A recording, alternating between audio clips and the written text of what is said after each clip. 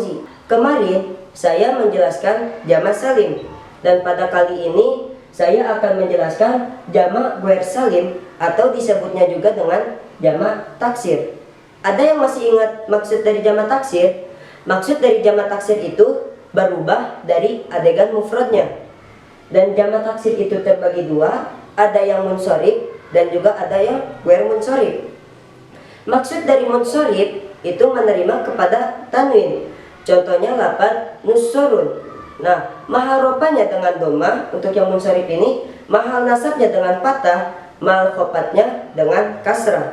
Contoh mahal rofanya ja'a nussorun, mahal nasabnya ra'aitu nussoron, mahal khofatnya marartu bi nussorin. Kemudian yang ghair munsorib. Maksud dari ghair munsorib ini tidak menerima kepada tanwin.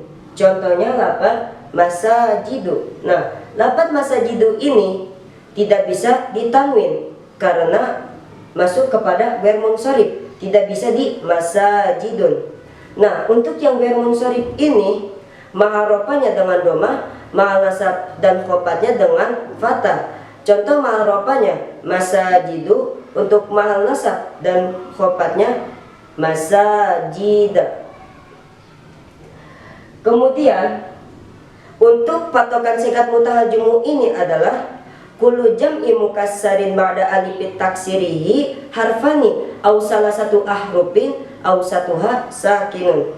Jadi setiap jamak taksir setelah alif taksirnya itu yang 2 huruf atau yang 3 huruf yang tengah-tengahnya itu sukun.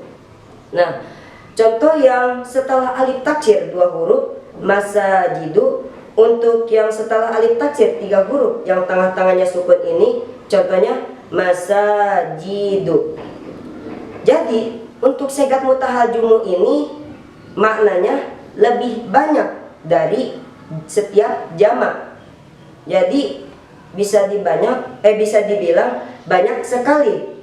Tapi untuk yang sigat mutahal jumu yang setelah alif taksir 3 huruf yang tengah-tengah sukun ini maknanya lebih banyak lagi dari jamak taksir yang setelah alif taksir itu 2 huruf. Karena li'anna ziyadatal harfi tadullu ala ziyadatil makna. Jadi semakin banyak hurufnya maka semakin banyak juga maknanya.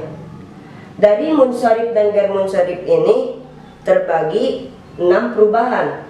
1 dari segi syakal, 2 dari segi nukus, 3 dari segi ziyadah, 4 dari segi syakal ma'a nukus, yang kelima dari segi syakal ma'a ziyadah, yang terakhir dari segi syakal ma'a nukus ma'a ziyadah.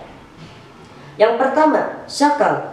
Maksud dari syakal ini hanya berubah dari barisnya saja. Contohnya lafaz asadun, ketika dijamakan jadi usudun, hanya berubah dari segi barisnya saja dan tidak bertambah hurufnya dan juga tidak berkurang hurufnya. Kemudian yang kedua, nukus. Maksud dari nukus ini berkurang. Yang berkurang itu berkurang hurufnya.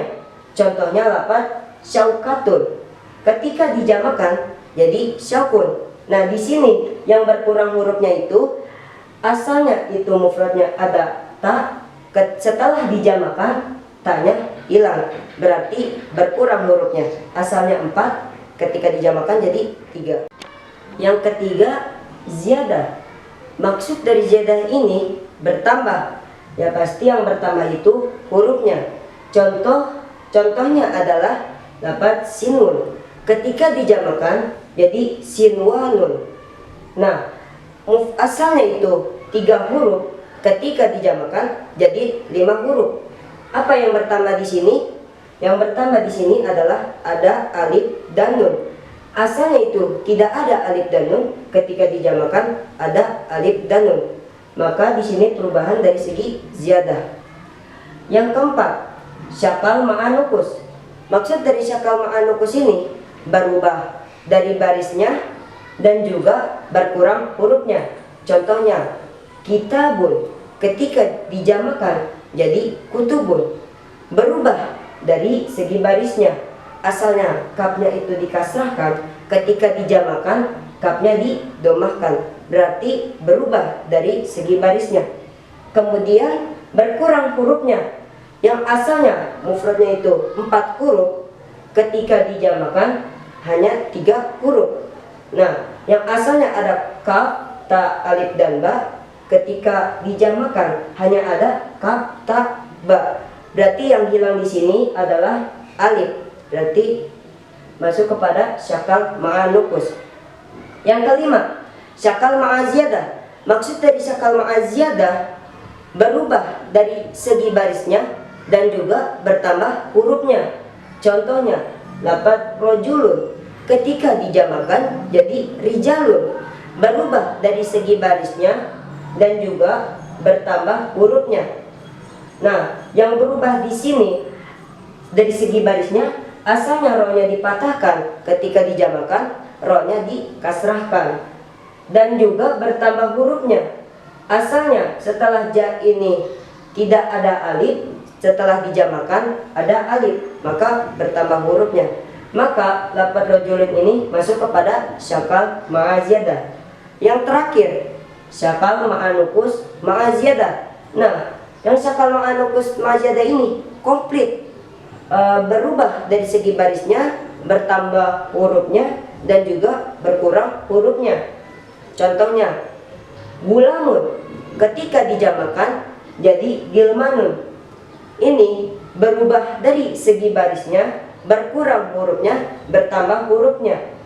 Nah, yang berkurang di lafaz ini adalah asalnya setelah lam ini ada alif, setelah dijamakan tidak ada alif.